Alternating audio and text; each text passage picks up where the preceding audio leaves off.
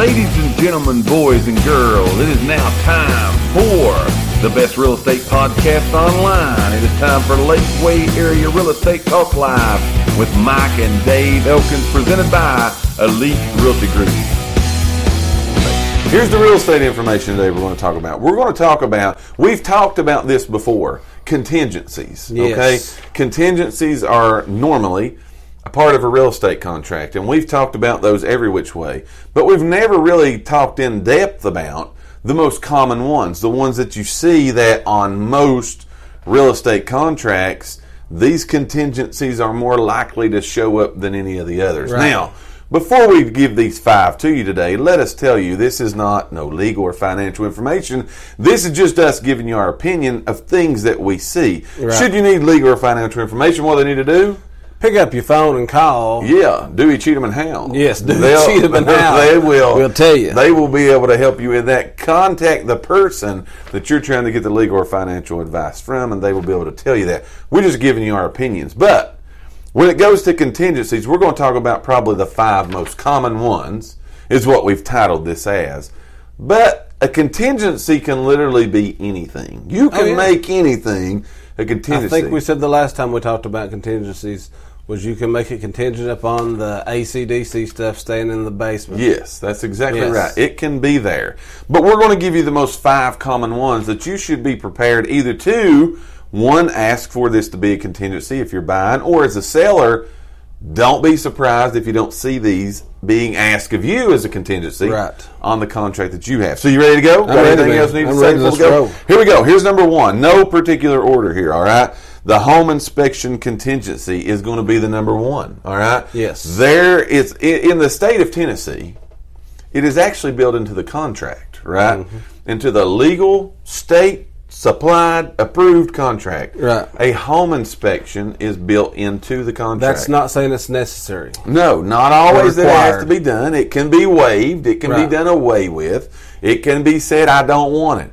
But a common contingency, which is what we're talking about today, that is usually asked for in a real estate contract in the state of Tennessee is a home inspection to be performed. Why is that important? It's important because if you're looking at this let's look from the buyer's perspective here. Okay. They're going to want to go in and make sure that the house they're getting ready to be committed to pay for, the amount of money, whatever that is, whether it be their cash money or they're going to get a loan on it, which we'll talk about more later. They're going to want to make sure that that house is not ready to fall down. It's as good as it looks. It's as good as it looks. The electrical's right. They're not going to be worried about moving in and know they've got a electrical hazard that could cause a fire. Right. The roof's not got a hole in it that you've put a piece of plastic over. You got foundation problems. Things like that. So that's why they're going to look at and say, they're probably going to ask for a home inspection to be done. We've talked about what that is before many, many times. But as a seller, also, as a buyer, you probably want to do a home inspection. Right. But as a seller, don't be surprised. Don't get upset if someone says, even though you've got a beautiful home, it looks and is as good as it looks. Don't be surprised if someone says, hey, we're going to have a home inspection. It's going to be contingent upon a home inspection. And talking about home inspections, I think we've heard a little bit of the reasons why people do those. I just gave some of them. But sometimes people want to know if there's any problems. The second thing is they just want to rule out that there aren't no problems. Right? It's not that they're going to try to get a home inspection and say, well, you've got a problem here and I'm not going to buy your house. Yes. They just want to know what could be a problem for them. And being honest, like I said about home inspections before, you're hiring somebody to come in and find stuff wrong. Absolutely. 95% of the time, unless you've listened to us before and had a pre-inspection. Right. Which I think we're talking about, a pre-listing home inspection. Right. Most of the time, they're going to find stuff wrong with every home. Absolutely. The buyers normally know that. Oh, yeah. 100%. Everything's going to have something wrong with it. So in their minds, they're want to see how much. Right. Is this stuff that I can do, or is this stuff I need to ask to be done? Right, ask to be done. And you made a good point there with the pre-listing. Yes. The pre-listing home inspection. You've heard us say before, get a pre-listing home inspection. It kind of helps you up front on doing these things. Right. So we're talking today about the five most common contingencies that we see. They're usually part of a real estate contract. Again, whether you're buying or selling, buying, you can ask for these. Selling, you should be prepared to be able to look that these may come to you. So that is number one. What do you got for number two? Number two is the appraisal contingency. Right. Okay. Why would it be important that an appraisal contingency is on there? Well, obviously so. Yes. You want to make sure that the property that you're buying is worth the money you're about to give. Yeah, exactly. Right. So you want to know that that if you get into this deal, and just had this happen on my last one. Right. The asking price, it comes in a little low. Mm-hmm. Is the seller going to drop to that? Right. Is the buyer going to pay more? Pay more? Right. There's options there. That's right. why so that appraisal contingency is wrote in there. Again, that's another thing that's wrote into the contract. Mm-hmm.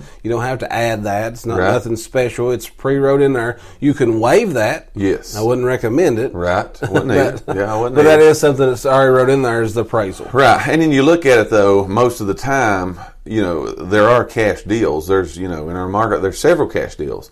However, there are more deals that have a mortgage on them. Right. There are more transactions. There's a mortgage that takes place versus a cash deal. Most of the time, that lender is going to say, this house has to appraise or we ain't loaning no money on it. Right. So again, that's one of the reasons. Again, that's a real common contingency. It's got to appraise because the lender is going to be the one putting their foot down to say, we're going to loan or we're not going to loan. Right. And a lot of times it's all based upon that appraisal, what that comes back at.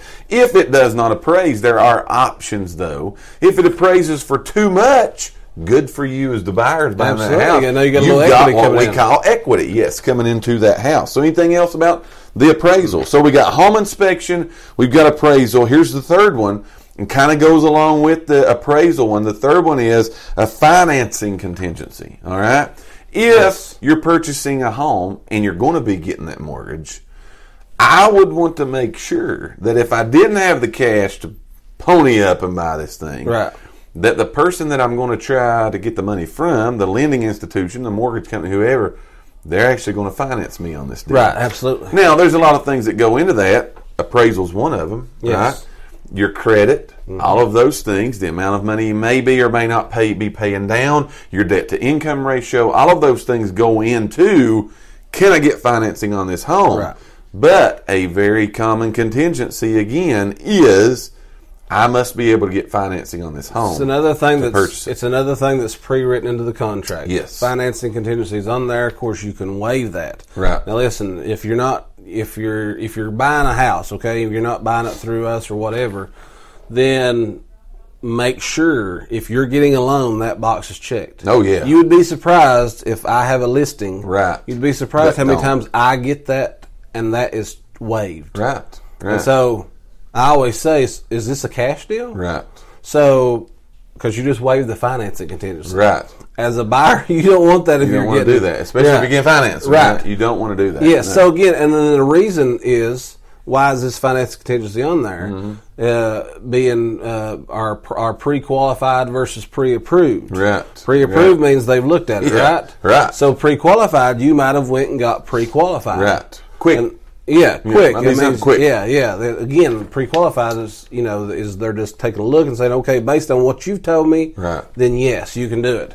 So if you pre-qualified and then you got this, if you don't put that financing contingency on there, when you actually submit your information, the real stuff, and it comes back different, you want to make sure that you've got the contingency. Now you can't get that, right? Absolutely. Now the contingency's not met. Right. So now you're in a little bit of trouble. Nicole's in the house. You know what I'm saying? Yes. Nicole showed up here right in the middle of the show, man. Yeah. We're glad you're with us, Nicole. Nicole's been out running around. So again, financing, it's a big thing. But if you'll notice, these first couple ones, and a lot of these, the next one's not, but these first couple ones, they're in the state of Tennessee on the contract that the state supplies for us as realtors to use and companies. These are in there. But you've got to say, I don't want this. Right. You just need to make sure that the right box is checked saying, yes, it is contingent upon appraisal. Yes, it is contingent upon my financing. Yes. And it's in there for your protection. Right. Both sides. Absolutely. Buying and selling sell, yeah. These are in there for both of your sides, so you're going to want to make sure. That's number 3. If you just got here, before we give you the last 2, make sure that you're participating in our poll question today. We're doing a little research, and we need you, the nation, to help us out on this. As you always do, some great answers answers have came in so far, so we want to hear some more, though. The more info we can get, the better it's going to help us serve you. But here's what we're asking from you today. We want to know, what is the most important feature that you look for in a home? What's the most important thing to you? Dave said he needs a big master bathroom. We've had suites, we've had big rooms, we've had kitchens, we've had family rooms, entertainment rooms, but we want to hear from you guys. So if you've not participated in that yet, make sure that you give us that information. Second thing is, shout us out, man. Say hello so we can talk back to you guys. So we're talking about the five most in our experience, the five most common contingencies that are on a real estate contract. We gave you the first three. Turn it over to you. You got number 4. Number 4. Oh, it's my turn again. All right, so this is one that's not on there, and again, you would need to make sure this one's on there. Yeah. Okay. If it applies, yes, you need to make sure this is on there. So it's the sale of a current home contingency. Right. So, meaning, kind of go a little deeper there. Tell them a little bit what we're saying. I have my house for sale. Right. I want to buy Mike's house. Right. Okay. I want to go ahead and make an offer, and because I just explained this to a lady the other day, and she'd never heard of it. Right. So again, maybe we inform you guys too much. Some people need to start watching the show. That's right, man. I told this lady because she was telling me she likes the house that I've got listed right now. Yeah, wants to buy it right now. And she wants to buy it right now. But she's trying to sell her house. Mm-hmm. So I said, well, you can always make an offer. I can make an offer on Mike's house. Right. But it has to be contingent that I sell my house first. Absolutely. And the benefits of that? Well, the benefits let's go for the buyer first. Okay. Right? You're not going to get stuck as the buyer of that home. You're not going to get stuck with 2 mortgages. Absolutely. Okay? That's the importance if you're a buyer. Yeah. If you don't make it contingent upon this, then I have to close this house. Right. Because they didn't put that contingency on there to protect me. But let's go back just a little bit, too. We Okay. just talked about a financing contingency. That could mess things up a little bit, mess right? everything up, You could look at it and lender say, hey, yes, you can buy a new house, but you can't have 2 houses. Right. You can't have 2 payments. Right. Depending on the types of loans that they are. So all that kind of works together as far as these contingencies. But the sale of the current home contingency, again, as far as a buyer, if you could purchase both of them at the same time, you wouldn't get stuck with the 2 mortgages. It's going to be assured that you don't have to move forward on the home that you're buying until your home would sell. Now, a seller's going to have to accept. All these contingencies can be negotiated. They are accepted or declined, right? So a seller would have to be willing to accept that contingency, which, again, in today's market, when we say homes are going really quick, sometimes you don't have time to wait on your house to sell because the house you're wanting is going to be gone. Right. So you would want to go ahead and try, as you were advising yours to do, put an offer in, put it with the contingency that your house sells. The seller, if they accept it, then you're good. However, they may look at you and go, I won't accept that contingency. So what's the benefits of a seller in accepting an offer with a contingency? They've got an offer on their house. Now we have an offer. Yeah, now the offer. We have an offer on the table. Absolutely. Now there's things that a seller could do to protect themselves because you don't want to hang on to an offer forever with the chance of so-and-so might have to sell their house over here. Right. So you always want to make sure that as a seller, you come back and give yourself a right of refusal. Sure. That can be 24 hours, 48 hours, 72 hours, whatever. Right. But that's saying that, I'll take your offer. Right. But if Nicole comes and says, I've made an offer here, I want to buy Mike's house, but it's contingent upon mine. If Nicole says, hey, Mike, I want to buy your house, I don't have that contingency. Right. I want to have a home inspection contingency. Sure. But now I've got to make a decision here. Yeah, right, exactly. Can I buy 2 houses? Can I have 2 houses? Right. Can mine sell within 48 hours?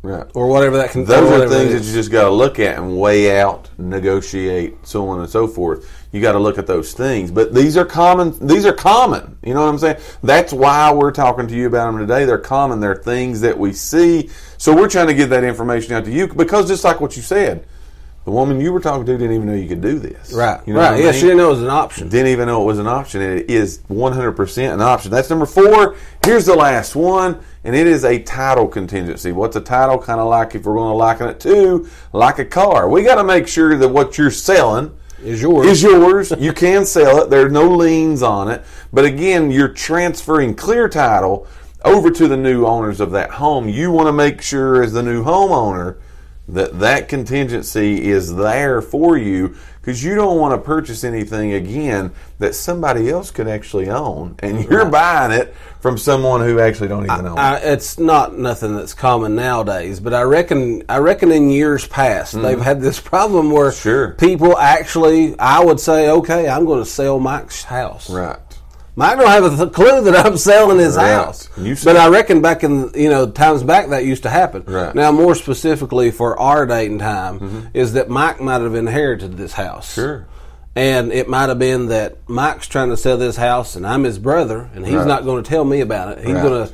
He's inherited a house, and he's going to try to sell it without me knowing about it. Undermine you, right? Yes. So a title is going. When they do that title search, they're going to make sure that Mike solely has full that I can call that he can do that. Yeah, 100%. So again, that's important to know because we've seen this just here in the last 5 to 6 months to where a guy got a property. Right. He tried to sell the property, and in his mind, as far as he knew, it was all his.